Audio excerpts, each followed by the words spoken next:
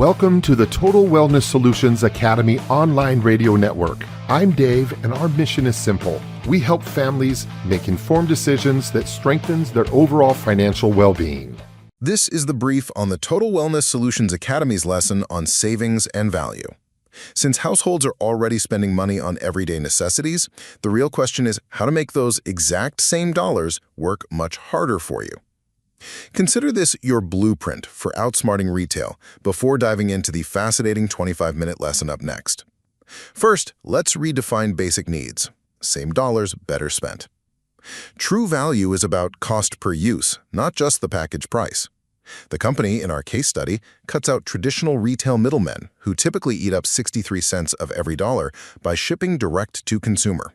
Seriously, are you paying for a giant plastic bottle filled mostly with water or for actual concentrated cleaning power? Optimizing necessary spending creates the leverage you need for things you actually want to do. Second, a smart membership stretches right into your discretionary spending. By leveraging collective purchasing power, you unlock partner discounts at over 1,700 online retailers and 350,000 local deals. What if going out to dinner or booking a vacation actually subsidized your household essentials? Connecting discounts on your wants back to your needs creates a powerful financial loop. Finally, we hit the compounding effect.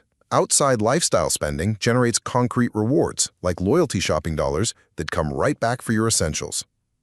This works so well that independent Forbes research ranked our case study company, Melaleuca, number 2 in America for value. But hey, beware the discount trap. A deal only has real economic value if it reduces the cost of intended spending rather than tricking you into buying stuff you don't need. If you're gonna spend the money anyway, it's time to discover how much more those same dollars can do for you. Now let's welcome our guests, Alex and Emma. What a fascinating topic we have today. Take it away, you guys. Imagine walking into a grocery store, grabbing a bottle of laundry detergent off the shelf, handing the cashier $1, and just watching them toss 63 cents of it straight into the trash. Right. You wouldn't tolerate it. You absolutely wouldn't. Yet, economically speaking, that is, exactly what is happening in the invisible architecture of your everyday purchases. It really is staggering when you visualize it that way. And it perfectly illustrates the central mechanism we are going to deconstruct today. Yeah. So welcome to this session of the Total Wellness Solutions Academy. Our format here is a deep dive. We take a stack of economic research, consumer insights, business models, and we figure out how they actually impact your daily life. Exactly. And for this deep dive session 2.2 in our curriculum, we're examining a very specific claim. The claim is that in today's economy, savings and value are essential. Which, sounds completely obvious. Right. But the central question we really need to answer is, why does that matter fundamentally? Yeah. And how do you achieve it without driving yourself crazy? And to be clear right from the jump, we are not here to deliver some dry lecture on extreme couponing or depriving yourself. That just isn't realistic. No, definitely not. We're looking at this from a structural perspective. The goal today is to examine how you interact with the consumer economy and to help you understand how to make the dollars you are already forced to spend work significantly harder for you.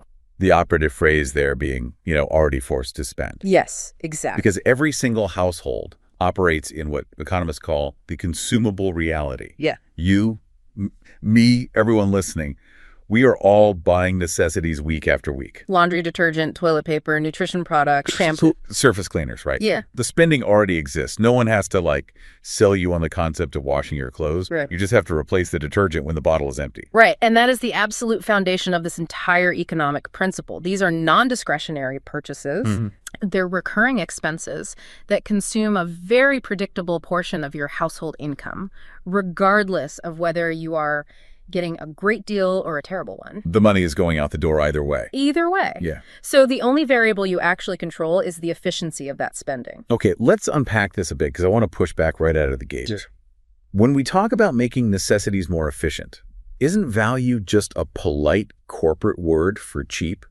I mean, if my goal as a consumer is to make my budget maximally efficient, shouldn't I just walk into a big box store, find the bottom shelf, and buy the absolute lowest priced giant jug of generic soap I can find? Well, that is probably the most common misconception in consumer economics. Okay. And it is precisely what the 2026 Forbes research in our stack completely dismantles today. The data shows very clearly that value is not just the lowest price tag. Right. Think about it. If you buy a cheap product and it ruins your clothes, or you have to use, 3 times as much to get the job done, your household budget just took a loss. Because you have to buy it 3 times as often. Exactly. Value is the relationship between quality and price. It's the intersection where a consumer evaluates the ingredients, experiences the performance, looks at the cost, and determines, okay, this is fundamentally worth it. And what's fascinating is that Forbes didn't just poll a few analysts in a boardroom to figure this out. No, not at all. They partnered with a massive consumer insights firm called 100X. The methodology here is rigorous. I mean, they looked at approximately 4.7 million individual consumer ratings. Wow. Yeah, from about 160,000 consumers, analyzing over 5,500 different brands. It's just a phenomenal data set. And out of those 5,500 brands, only 300 made the final cut for providing the best quality for the price. Right. But what serves as the perfect case study for our discussion today is who landed at the very top of that list. A wellness company called Melaleuca ranked number 2 overall for value in America. Number 2 overall. Yes. They placed right behind Costco, and they actually ranked ahead of massive legacy brands like Toyota, Lands' End, USAA. Which is an incredible metric. And it's really important to note for our listeners, companies do not pay a fee to be on that Forbes list. Yeah. It is strictly driven by independent, massive scale consumer ratings. Exactly. It's totally organic. Yeah. And there's a quote in the executive summary from the company's founder, Frank Vandersloot, that I think anchors this whole concept perfectly. He said, most people think value means paying less. We think it means receiving more. And that mindset shift changes the entire calculus of how you evaluate a purchase. It really does. You know, Rob Pace, the CEO of 100X, he noted in the findings that there is a new type of value shopper emerging in the economy. Mm. It's not about conspicuous consumption, but it's certainly not about being cheap either. Being a value-conscious shopper today is really a signal of being financially thoughtful. Right, and that applies across virtually all income brackets, doesn't it? It does. The guiding principle is simply same dollars, better spent. Same dollars, better Yeah. spent. You're listening to the Total Wellness Solutions Academy. We'll return to today's discussion in just a moment. If you're just joining us, thank you for listening. Stay with us as Alex and Emma continue today's conversation right here on the Total Wellness Solutions streaming audio network. But this brings us to a major mechanical problem. Yeah, okay, what's that? How does a manufacturer actually pull that off? I mean, how do they deliver more quality, meaning safer ingredients, higher concentration, better performance, without the price tag just exploding at the register? Mm-hmm. Because higher quality inputs cost more money. They absolutely do. And to understand how a business bridges that gap, we have to fundamentally change the math we use in the grocery aisle. Okay. We have to look at business efficiency and specifically how consumers are trained to measure cost. Oh, right. This is the shift from looking at the package price to looking at the cost per use. Exactly. The outline uses a great analogy here. It's like buying a giant family-sized bag of potato chips based entirely on the size of the bag, only to get home, open it up, and realize it's like 70% air. Which is always so disappointing. So disappointing. Yeah. But if you evaluate the purchase based on the size of the plastic, you get scammed. You have to measure the actual chips. That is the perfect way to look at it. Traditional retail relies heavily on the illusion of size. Consumers are routinely tricked by water weight or just the sheer dimensions of a plastic bottle. Fair. Let's trace the logic on laundry detergent. You walk down the aisle and you see a massive, heavy jug of a traditional brand for a certain price. Mm-hmm. And next to it, there's a much smaller bottle of a 9 times concentrated detergent from a direct-to-consumer manufacturer that might cost slightly more upfront. Right. And your immediate instinct as a consumer is, well, the big one is a better deal. I'm getting more stuff. But you aren't getting more cleaning power. You are just getting more water. Yeah. If you do the math on the cost per load, the concentrated bottle is drastically less expensive. The manufacturer isn't paying to ship heavy water across the country. They aren't paying for massive plastic molds. The cost per use is what dictates real economic value. Exactly. A concentrated household cleaner should be evaluated strictly by how many spray bottles it fills. A nutrition supplement must be measured by the cost per active serving, not the size of the tub. The sources gave a really concrete example of this with the manufacturer's laundry detergent, Melipower. It is formulated as a 9 times concentrate. And that concentration changes the math entirely. So the bottle on your laundry room shelf is a fraction of the size of a traditional brand. But because the water weight has been removed at the manufacturing level, it still yields 96 loads. 96 loads in one small bottle. That's wild. Right.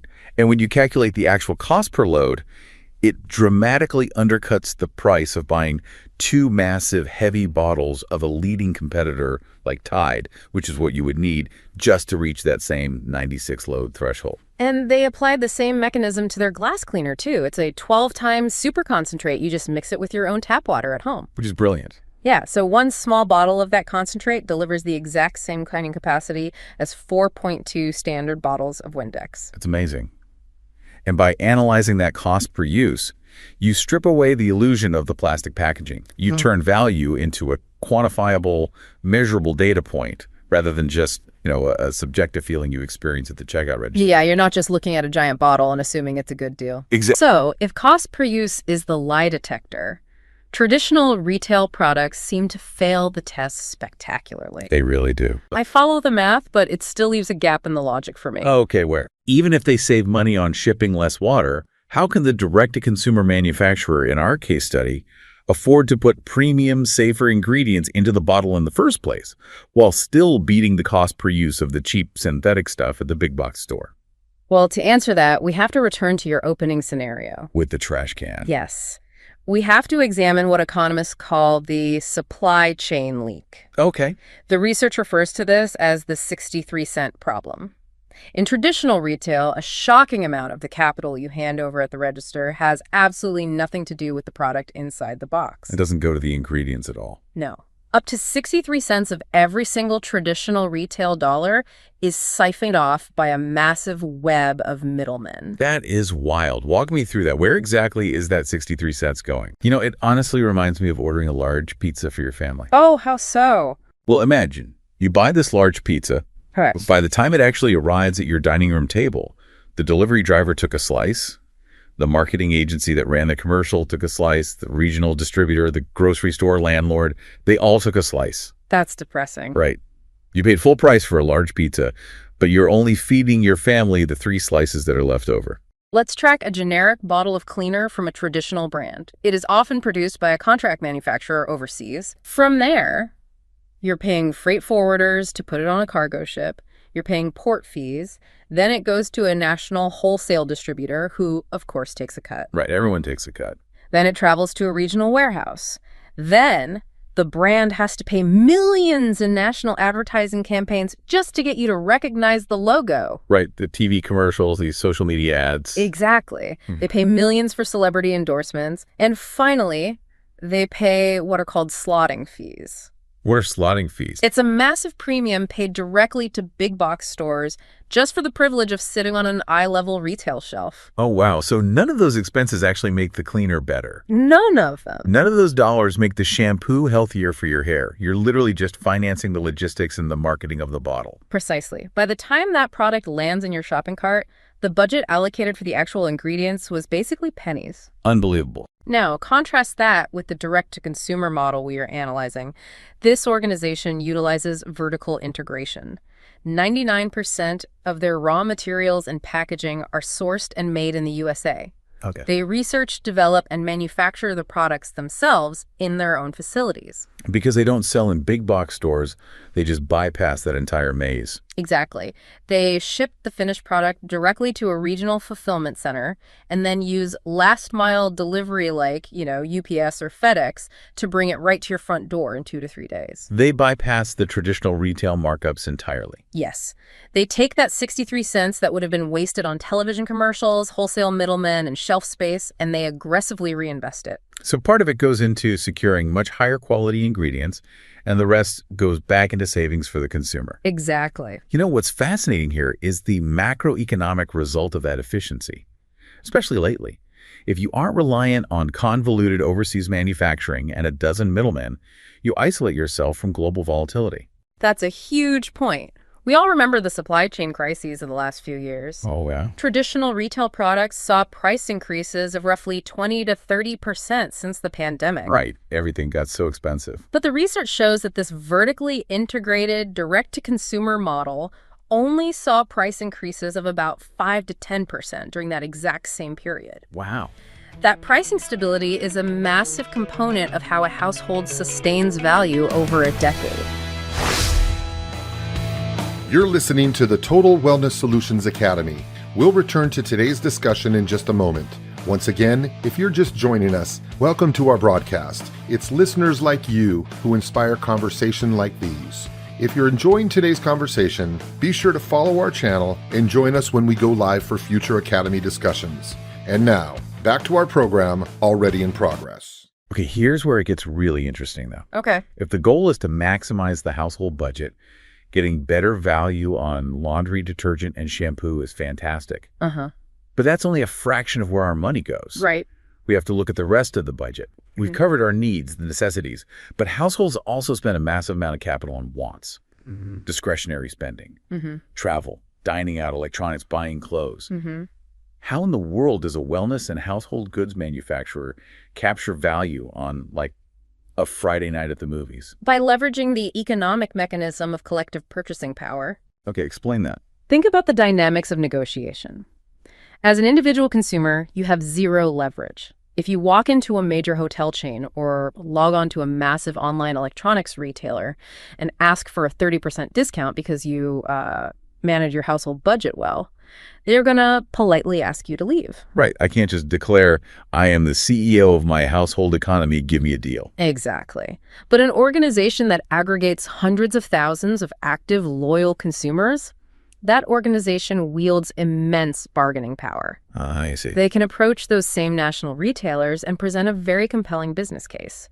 They essentially say, we have a massive closed network of proven shoppers. If you bypass your usual marketing channels and offer our members exclusive preferred pricing, we will direct our network to your business. Oh, wow. So the retailer saves on customer acquisition costs, and they pass that savings directly to the membership. And the numbers in this executive summary are just staggering. I mean, the organization partners with over 1,700 online retailers, offering rebates of up to 40% in what they call loyalty shopping dollars. Right, and we are talking about major purchases here: computers, apparel, travel, appliances. Yeah, and on top of that, they facilitate over 350,000 local and national deals for things like automotive services and dining.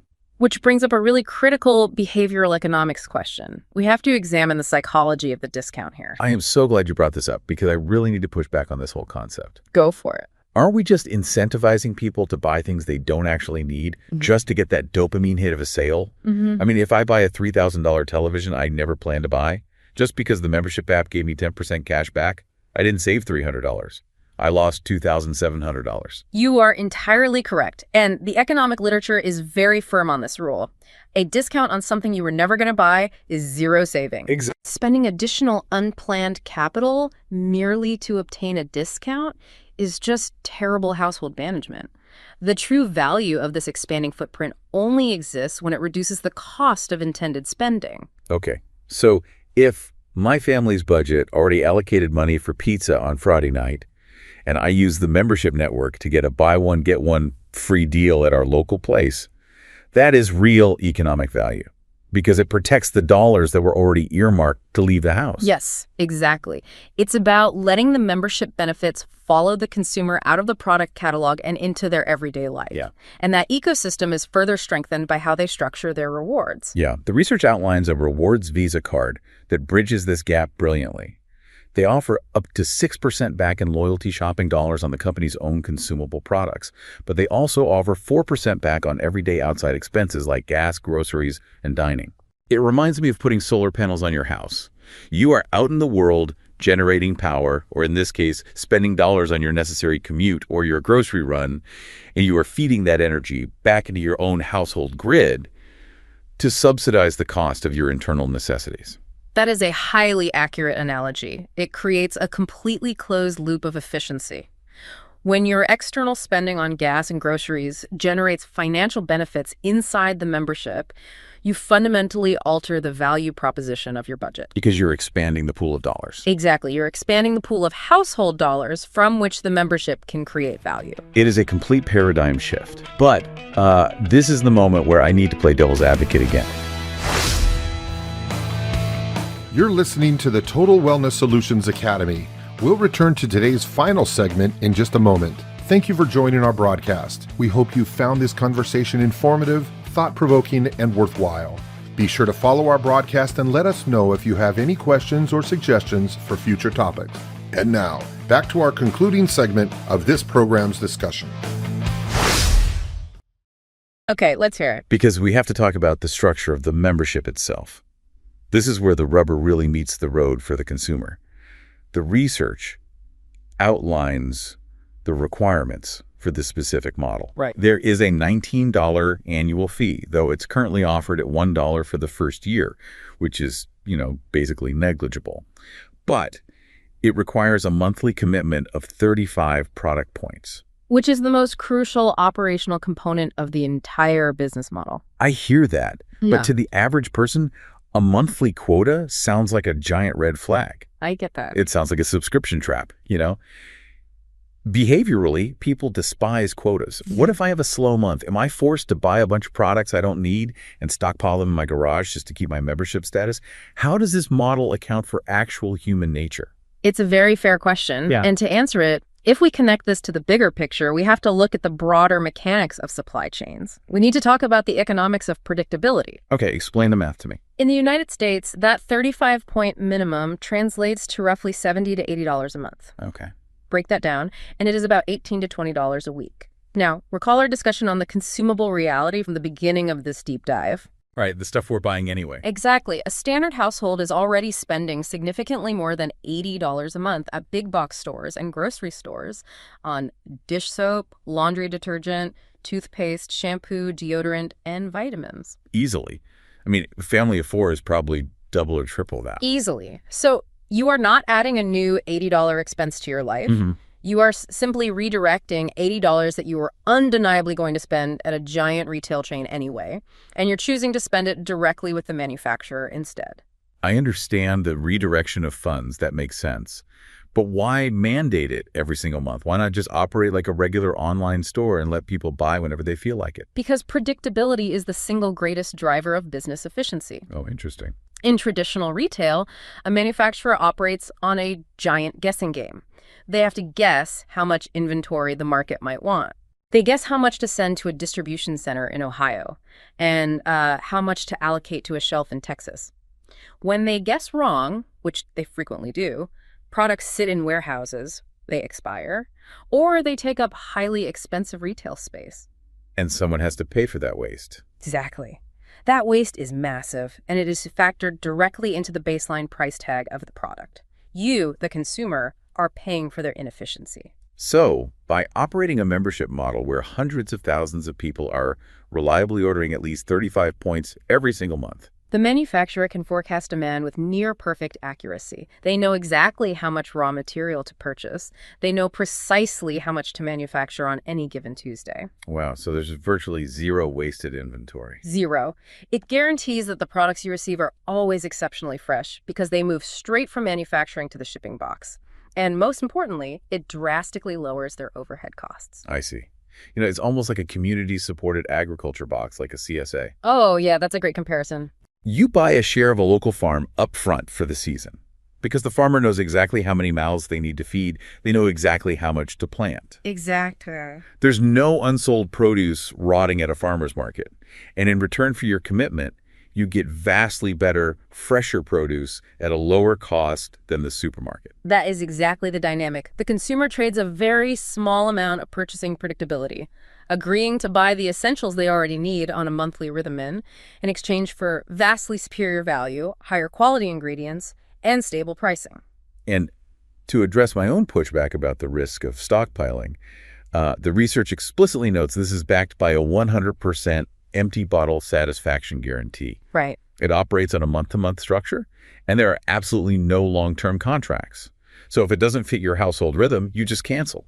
The risk to the consumer is effectively zero. Exactly. When we talk about consumer economics, it's really easy to just dismiss small numbers. Oh, totally. Yeah. A savings of 50 cents per load of laundry or, a 5% rebate on a Tuesday night dinner, it doesn't feel life-changing in a single transaction. It just feels like a few pennies. But household consumables are the ultimate recurring expense.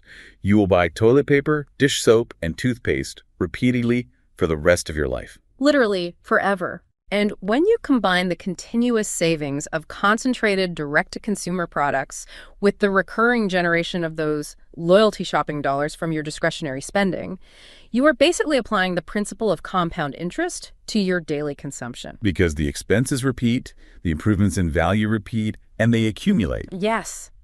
And when you commit to that rhythm, you unlock the compounding economics of the model. Compounding economics. Yes. Small, recurring improvements in value compound significantly over time. It's like compound interest, but instead of applying to a savings account, it applies to your household budget. Precisely.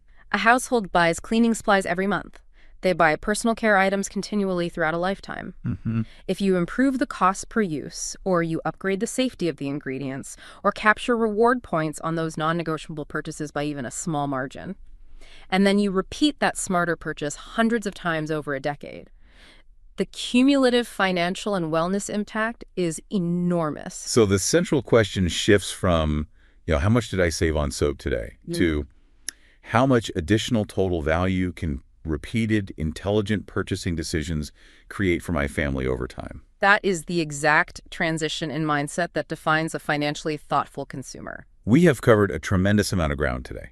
From the Forbes data to the 63-cent supply chain leak, collective purchasing power, and the economics of predictability. It's a lot to take in. It is. So what does this all mean? If we synthesize all of this, the overarching lesson from the Total Wellness Solutions Academy today is that the smartest purchasing decision isn't the cheapest transaction. It is the one that delivers the greatest holistic value. That is the core takeaway. By strategically shifting where we spend our recurring dollars, we aren't adding an expense to the budget. We are simply engineering the budget to be wildly more efficient. Right. If you are listening to this, you are the CEO of your household economy. You make the executive decisions on where the capital flows.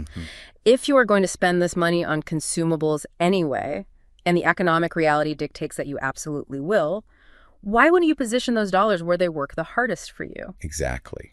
Direct-to-consumer value, backed by real independent consumer research, is not just a different way to shop. It is a fundamentally smarter way to manage your household. There's really no doubt that exploring this direct-to-consumer value is your best next move. I want to leave you with a final thought to mull over as you go about your day. Think about the last 10 things you bought for your home.